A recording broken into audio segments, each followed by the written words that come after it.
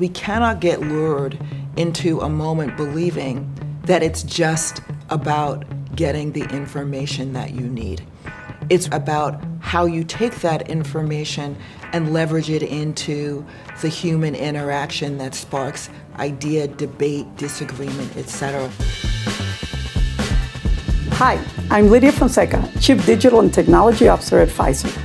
In the race to embrace new technologies, it's people, not just platforms, that drive transformation.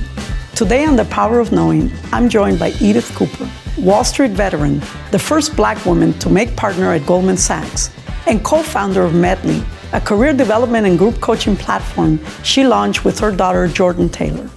Together, we'll explore how to build cultures that empower people to reach their potential, no matter how fast the world changes. Let's dive in to The Power of Knowing. Edith, so wonderful to see you. Over her 30-year career, Edith has championed environments where people can truly reach their potential, breaking barriers for women and people of color along the way. Now, through Medley, she's helping the next generation of leaders grow, connect, and thrive. Let's start with introductions. Tell us a bit about your background and the journey that got you to where you are today. Well, my story actually began in Columbia, South Carolina. I was born there. I'm the middle of 5 children. My grandfather was a dentist, a Black man in Columbia, South Carolina, the segregated South. He had 3 sons, one of whom was my father. And I shared this history because that history set the tone for me and my siblings, a tone of hard work, of expectation, of commitment to education and to learning. And here I am with you in New York City. I spent 35 plus years in finance. Again, who would have expected that? I didn't expect that of myself. But there was an opportunity to learn, to gain access, to be at educational institutions, first Harvard and then Kellogg Business School, where I was exposed to things that were not particularly familiar to my family. And here I am today, after an incredible experience of working with extraordinary people for more than 2 decades at Goldman Sachs. And most recently, I've had the opportunity to put all of what I care about and I've worked towards to work with my daughter, Jordan, in the founding of Medley. So, tell us, what was your aha moment when you recognized AI's potential? My aha moment for AI actually did not occur while working in finance, but rather in a different context. I'm on the board of the Mount Sinai healthcare system in New York City. And my aha moment was the power that existed with AI, the vast amount of data that existed in the world, and the potential of really tapping that data for learning to benefit healthcare and healthcare access for all. This is an opportunity for us in the human space to really take the cultural aspects of what we do and how we do it to the next level. Edith, it's one thing to recognize transformation, but another to prepare people for it. You have witnessed many industry disruptions over your career, from financial shifts to cultural change. What feels uniquely different about this moment of AI-driven transformation? What really strikes me about the current environment with respect to AI is that it literally touches every organization, whether you're in a for-profit institution, public company, private company, an educational institution, a medical organization. AI will in some way impact the way ideas are generated, discoveries are unearthed, people get smarter, and impact is driven. And so what's really critically important to prepare people in this moment is to know that change is a constant. And that it can be very unsettling, particularly with respect to work. But in this period of change, there are tremendous opportunities. And what I think is most exciting is to position yourself to see it as an opportunity and to take those steps to learn as we go. we recognize that to fully harness the power of AI, we need to cultivate a new mindset and way of working. This is why I'm partnering closely with Payal Sani, who is our Chief People Experience Officer, to equip colleagues with tools and resources to become more AI fluent and think differently about their work. I completely agree with you that work is changing. And so, for example, we created the AI Academy with courses for colleagues at any stage of their AI journey. Exactly to your point, right? This is a moment where AI has evolved so that it's now available pretty widely. And this is our moment, for us to really harness it and make the most of it.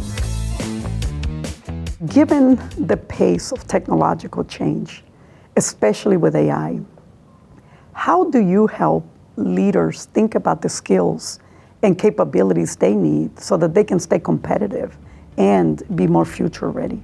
I think it's an opportunity for all of us to really learn new moves, to learn and discover that there will be a different way of working. For leaders, I think it's particularly important to recognize that we must lead by example. And we must recognize, for those of us who are new to the AI space, that we practice what we would like our organization to put into practice themselves. And that is going to really be a new way of leading.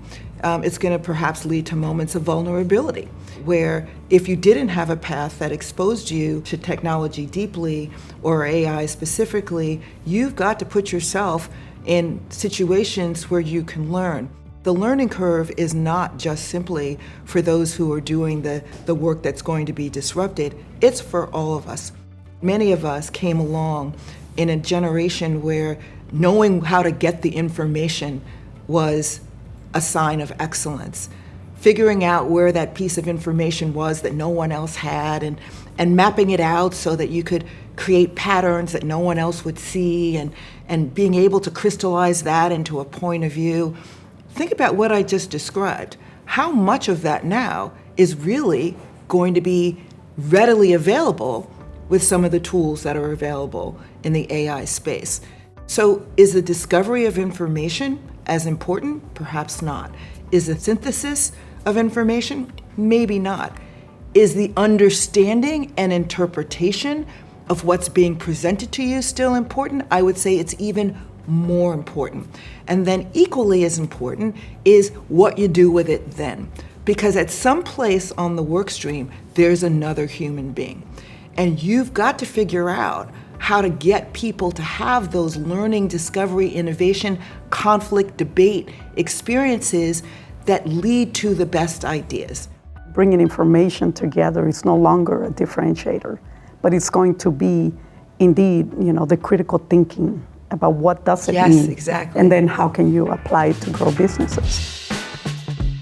At Pfizer, we make it a priority to cultivate the right mindset and capabilities, both in our current leaders as well as future leaders. To support these emerging leaders, we actually partner with Medley, your organization, and the feedback has been very positive. Participants have said that coaching has helped them accelerate their growth and development, and have enabled them to have greater impact in their new role. So Medley simply is an organization where we work with companies who are really focused on the next generation of learning and development. Organizations have invested in a long time in learning, and much of it has been skills-based. Some of it has been coaching, but that has really typically been reserved for the most senior people. I have been a beneficiary of coaching, but what we've seen is that people who have had an opportunity to participate in Medley have the opportunity to put the human skills that are increasingly important to work. It's been an incredible journey, and we are thrilled with the impact that we've had in working with partners like Pfizer. When you're in a conversation with other executives, what keeps them up at night, especially when it comes to building teams and leading through major shifts? And when you are leading an organization, large or small, your responsibility isn't just the moment. It's preparing the organization for going forward. And it requires a ability to articulate the core value and purpose of an organization that prepares you, that creates a grounding as things are coming your way. It's a mindset shift. We talked about that earlier, Lidia, where, a mindset of being unsettled about the pace of change, but invigorated by the pace of change. And how do you do that? By communication, by connecting. What I know as a leader personally is when you show up and you're authentic and honest and clear, people will follow you and join you into uncertain territory. And that's more important now than it's ever been. At the core of all this change is still the human experience. And I know this is a topic near and dear to your heart. You have described empathy as a core leadership competency. As AI becomes more present in decision making, how can we use it to deepen, not replace, human understanding and empathy? Empathy is, for me, the core of what creates extraordinary human interactions that empower, that invigorate, that create opportunities for innovation and ideas.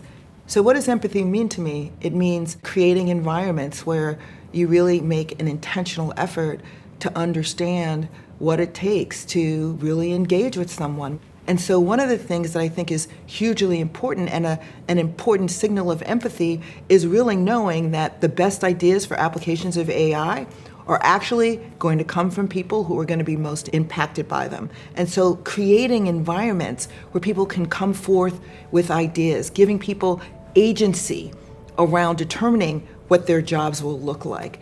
It'll give people the experience of learning in the AI space that they might not have otherwise had, which is empowering, which is invigorating, which will, I think, put people more on the front step and more offensive with respect to how these tools will impact them versus defensive and afraid.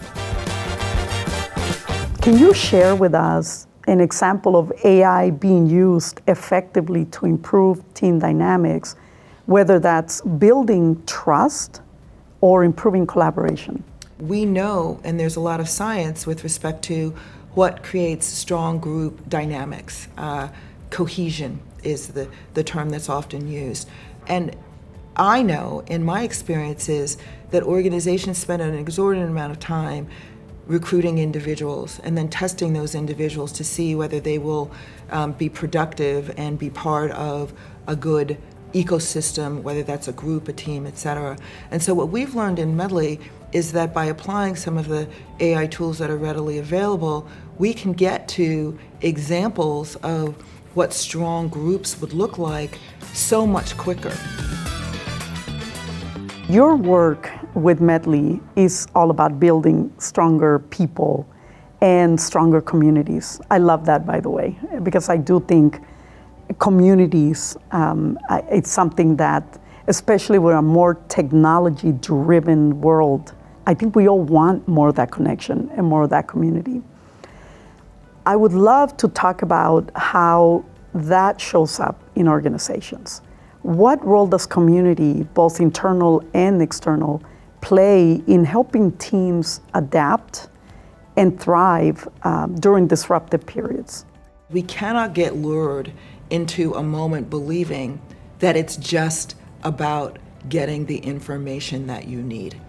It's really still increasingly and going forward about how you take that information and leverage it into the human interaction that sparks idea, debate, disagreement, et cetera.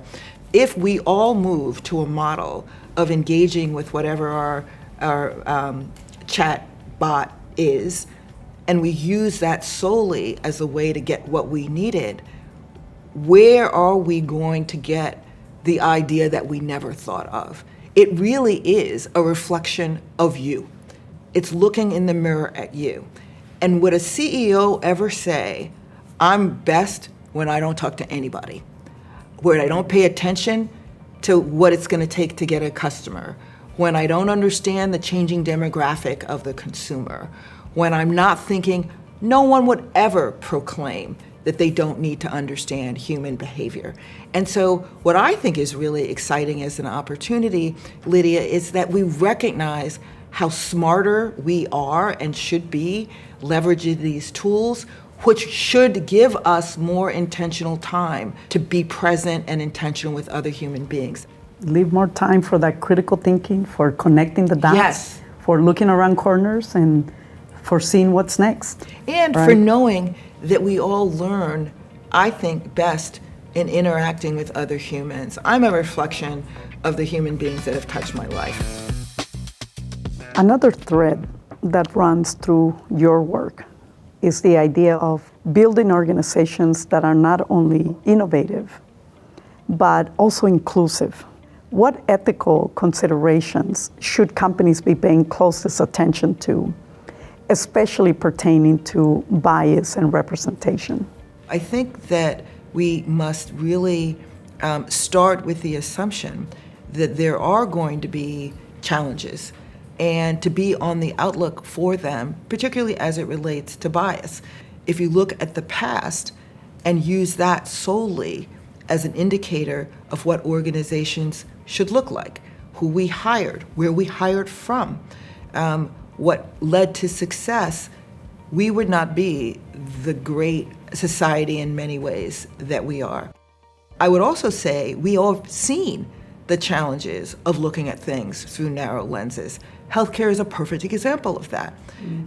When we think about the investment of dollars in different healthcare programs, whether it's access to care or new drugs to create illnesses, we have seen that there is a risk that you focus on the largest potential application, and you don't really inform your thinking with the smaller populations whose health really matters as well.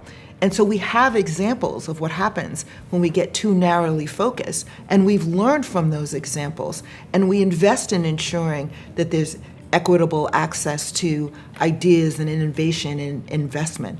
And we must do the same thing here. We must take care to not use the past as a predictor of the future, because the future is only going to be great if we improve over the past. And that is going to require intentionality and focus. AI is a powerful tool for good in healthcare, such as earlier and more accurate diagnosis and access to better quality and more personalized care. But we also are cognizant of the risks. For example, AI algorithms require large amounts of data, which raises concerns about the privacy and security of patient information. AI algorithms can also have inherent biases in the data they're trained on, potentially leading to disparities in care or misdiagnosis for certain groups of patients, particularly those who are traditionally underrepresented. So Pfizer is empowering our colleagues with both the rules, meaning the principles, policies, and governance, and the tools to create and use responsible AI to ensure we protect the privacy and security of patient information. To mitigate the risk of bias, Pfizer created Ethicara, a tool that leverages AI and machine learning models to identify bias and recommend mitigation steps. Trust is everything, so responsible and ethical AI is at the forefront for us. Is there anything that gives you pause about this era of rapid technological change? And what gives you hope? We must make sure we are not leaving people behind. People who are working in factories and fulfillment centers as healthcare aid workers in organizations are critically important to our lives. And we must make sure that we are investing in giving all people access to the learning opportunities of how AI can impact their lives, whether it's giving their children access to educational opportunities that they might not have, whether it's making their lives more efficient in terms of understanding benefits and choices that they're making for themselves and for their children. Because we all want the same things, right? We want to be able to provide for our families and for the communities in which we live in. And so we can't continue to have these creation of populations or aspects of the populations that have and do not, because children are going to need to understand how these tools are going to be leveraged. Teachers are going to be able to employ these things. So let's be sure that we are focused on access at every step of the way and take all the resources and knowledge and tools that we have to do what we can in the spaces that we operate in to create that type of broad access. I love, what you're saying about let's not leave people behind, because it is important. One of our values at Pfizer is equity. Yes. And equity is all about everybody deserves to be seen, heard, and cared for.